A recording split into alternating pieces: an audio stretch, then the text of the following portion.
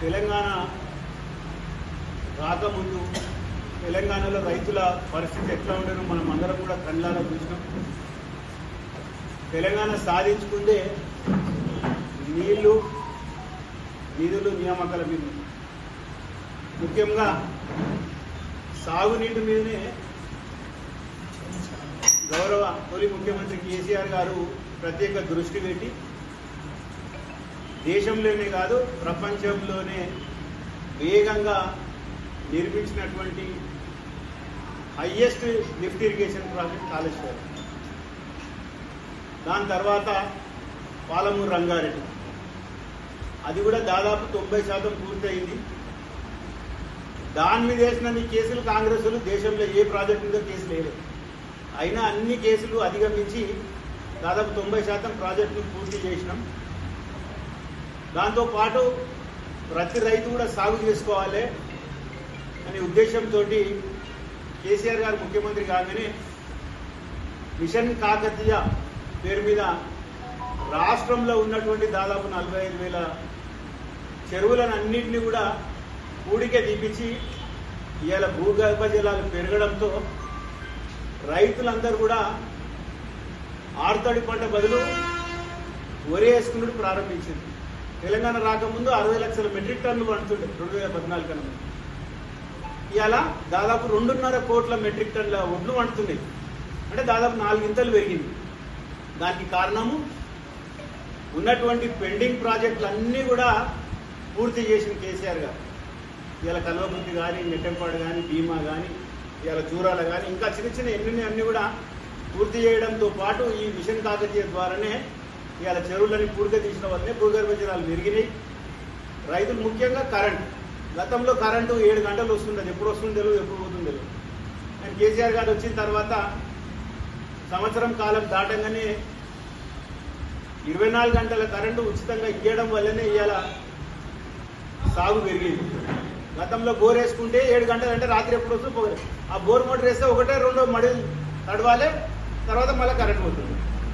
కాబట్టి 24 గంటల కరెంట్ ఇవ్వడం వల్ల అందరూ కూడా వరి సాగు చేసుకోవడం వల్ల ఆ వరి సాగు చేసుకోవడంతో పాటు ఆ పండించినటువంటి పంటను కూడా కేసీఆర్ చివరి గింజ వరకు ఉన్నది.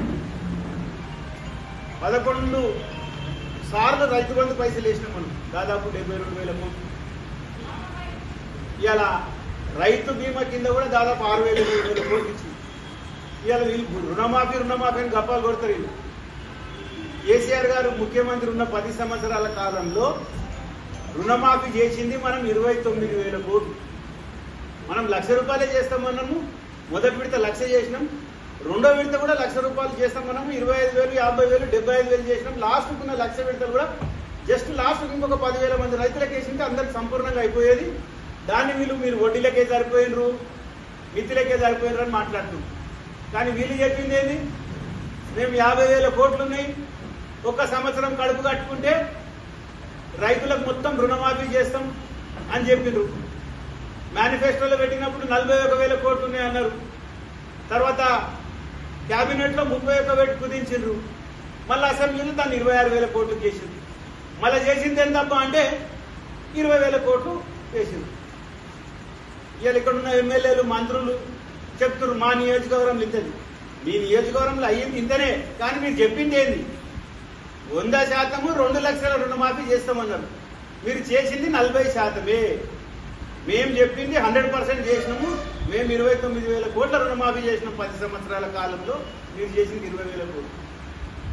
ఇవాళ రైతు బంధు కేసీఆర్ నువ్వు 2 పంటలకే ఇస్తావు, తెలంగాణలో 3 పంటలు వేస్తారని కేసీఆర్ గారు మీరు విమర్శలు చేసుకుంటూ 15,000 ఇస్తామని ఇప్పటికి 3 సార్లు ఎగ్గొట్టిండు.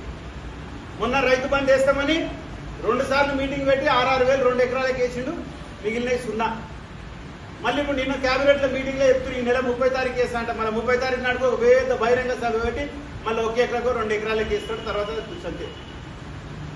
దానికన్నా ముఖ్యం ఇవాళ రైతులకు బోనస్ ఇస్తామన్నారు. ఇవాళ బోనస్ 500 రూపాయలు బేషరతుగా ఇస్తామన్నారు. వాళ్ళు దొడ్డోడ్లు చెప్పలే, సన్నోడ్లు చెప్పలే, ఓరికి 500 బోనస్ ఇస్తామన్నారు.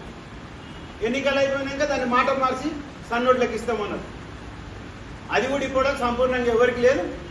మళ్ళీ ఇప్పుడు కొత్తగా పెట్టిన 8 రకాలు 7 రకాలు అని నిన్న మనం చెప్తున్నాం. ఆ పంటలు ఎవడు ఏం కూడా వేయడు, అవన్నీ కూడా ఒక 10% కూడా వేయరు.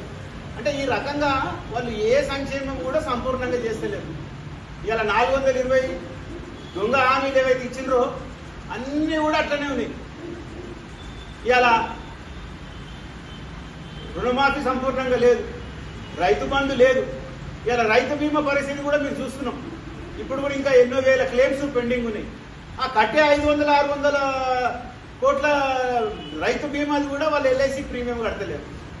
అంటే వీళ్ళ పరిస్థితి ఎట్లా ఉంది, ఏ రకంగా వీళ్ళు పాలన చేస్తుండ్రో ఇవన్నీ చూస్తే కూడా అర్థమవుతుంది. కేసీఆర్ గారు రైతు బీమా తీసుకొచ్చిండ్రంటే ఏ రైతైనా ఏ కారణంగా చనిపోయినా వారం రోజుల్లో వాళ్ళ అకౌంట్లో డబ్బులు పట్టింది, దినవారం అయ్యే లోపల వాళ్ళ అకౌంట్లో డబ్బులు పట్టి సక్రమంగా వాళ్ళు అన్ని పేపర్లు ఇచ్చి ఆన్లైన్లో కొట్టిస్తే ఎక్కడ పోని అవసరం లేదు. ఆ డెత్ సర్టిఫికేట్ అవన్నీ ఏవోకి ఇచ్చేస్తే వారం రోజుల్లో డబ్బులు పడిన సంగతి. ఇలా నెలల తరబడి సంవత్సరాల తరబడి కూడా ఇంకా వాళ్ళకు రైతు బీమా వస్తలేదు. ఇవాళ ముఖ్యంగా పంటలు చూసుకున్నాం. నిన్న మొన్న ఈ 2 నెలల నుంచి ఏ రకంగా పంటలు కొంటుంది. మనం కరోనా సమయంలో కూడా రైతు కొనుగోలు కేంద్రాలు 7,000 కొనుగోలు కేంద్రాలు చేసి అన్ని ప్రతి చివరి గింజ వరకు కూడా కొని రైస్ మిల్ల మీద ఒత్తిడి తీసుకొచ్చి కూడా ఎక్కడ కూడా ఒడ్లలో అవినీతి చేయకుండా ప్రతి గింజను కూడా కొన్న పరిస్థితి. ఇవాళ వీళ్ళు మొన్ననే మనం చూసినాం, పంట వేసిన ఎంత ఉందో అందులో 25% కూడా కొనలేము మొన్నటి వరకు. ఇవాళ పేపర్ ప్రకటనలు ఇస్తున్నారు, మేము హైయెస్ట్ కొనుగోలు చేసినామని. అవన్నీ మీకు కూడా తెలుసు, విలేకరులకు కూడా, మీకు అందరు కూడా మీ దగ్గర కూడా స్టాటిస్టిక్స్ ఉన్నాయి. ఇవాళ వాళ్ళు పంటని ఎంత వేసిండ్రు, పంట ఎంత కొనుగోలు చేసినా మనం అంత అందారా చూస్తున్నాం. నిన్న మొన్న వర్షాలు పడి మొత్తం కూడా కళ్ళాలనే ఒడ్లు ఉంటున్నాయి. ఆ ఒడ్లను కూడా ఇప్పుడు కొంటే కూడా అక్కడ ఉన్నటువంటి దళారులు కానీ సిబ్బంది కానీ 3 కిలోలు 4 కిలోలు ఈడ కట్ చేస్తున్నారు. ఆ రైస్ మిల్ తీసుకుపోయిన తర్వాత అక్కడ ఉన్న రైస్ మిల్లు నీ తాలుందని పచ్చిగుందని మాయిశ్చర్ వస్తలేదని అక్కడ కూడా దాదాపు 7-8 కిలోలు, అంటే క్వింటల్కు 10 కిలోల ఒడ్లని గల వాళ్ళు ఖచ్చితంగా కట్ చేస్తున్నారు.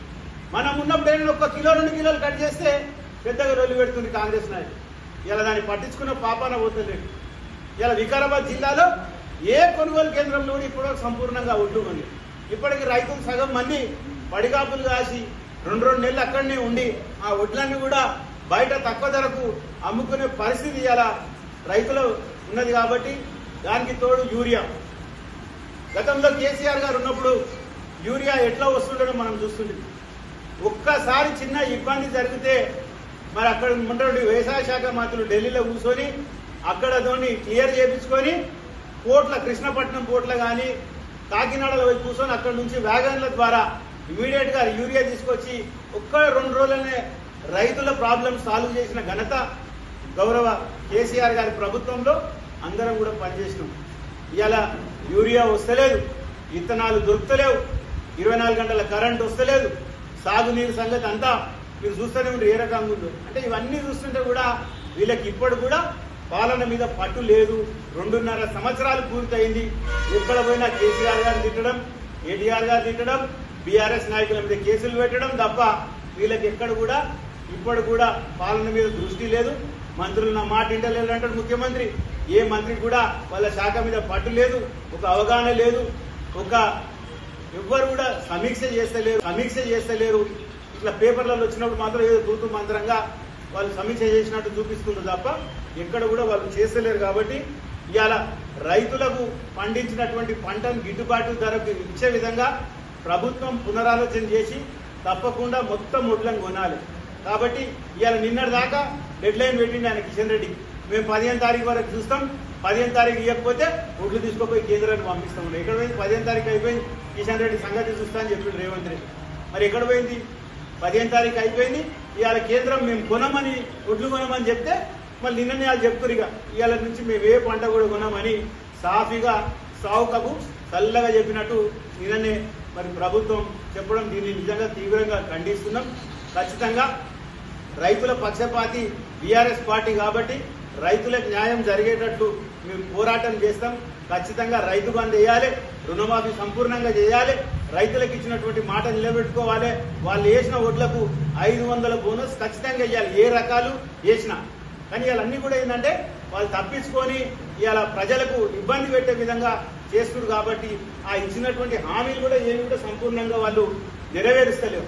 చూస్తున్నాం ఇలా సిలిండర్లు అని చెప్పిండ్రు, అవి వస్తలేవు. 2500 అన్నారు, అవి లేవు. తులం బంగారం అన్నారు, అవి లేవు. ఇవాళ కరెంటు సబ్సిడీ అందరికన్నారు. ఇవాళ అన్ని కూడా దాదాపు 30-35 లక్షల కుటుంబాలకే వస్తుంది. అంటే ఏది కూడా సంపూర్ణంగా లేదు. అయినా కూడా ప్రగడపాలు పలుకుతున్నారు. వేరే రాష్ట్రాలకు పోయి మేము 6 గ్యారెంటీలు చేసినాం తెలంగాణలో, కాబట్టి ఇక్కడ కూడా చేస్తామని వేరే రాష్ట్రాల్లో పోయి ఇవాళ గొప్పలు చెప్పుకునే పరిస్థితి కాంగ్రెస్ పార్టీకి ఉన్నది. కాబట్టి ఇప్పటికైనా ప్రభుత్వం దిగొచ్చి రైతులకు ఇచ్చినటువంటి హామీలను నెరవేర్చే విధంగా పోరాటం చేయాలి. తప్పకుండా రైతుల పక్షపాతిగా బీఆర్ఎస్ పార్టీ పోరాటం చేస్తుంది. వెంబడే ఎందుకంటే ఇప్పుడు విత్తనాలు సీజన్, వర్షాల కాలం వచ్చింది కాబట్టి విత్తనాలు వేస్తుంటారు. కాబట్టి ఇమీడియట్ గా సప్లై చేసేటువంటి యూరియా కానీ అన్ని కూడా, ఎందుకంటే అన్ని కూడా రేట్లు పెంచిండ్రు. ఇలా దుకాణాలలో కూడా చూస్తే అన్ని కూడా బ్లాక్లు అమ్ముతుంది. ఎందుకంటే వాళ్ళకు కూడా వస్తలేవు, ఎందుకంటే కంపెనీలు కూడా వాళ్ళ దగ్గర ఎక్కువ తీసుకుంటారు.